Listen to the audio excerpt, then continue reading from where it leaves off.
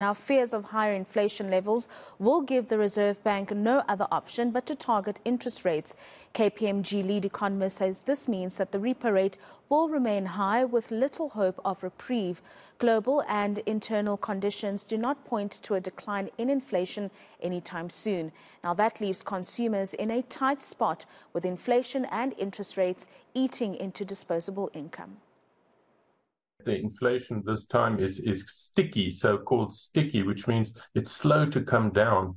And therefore, we can expect a few more months of this inflation before we reach that point that it reaches the target of that 4.5% or thereabouts. And the reason for that is there are a lot of risks out there. Besides the ones you've mentioned, there's some international risks as well. There are wars in the Middle East. There's obviously the war in Ukraine that we've been watching for quite some time. There's also tensions in the Red Sea. I think he mentioned that.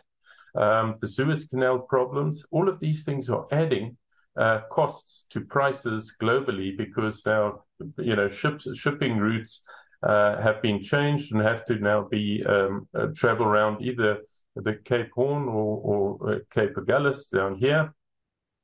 And those are also adding obviously a lot of pressure or upside risk to inflation, but locally logistics remains, I think, the most important, whether it be insufficient electricity supply and, of course, what's happening in our rail and port system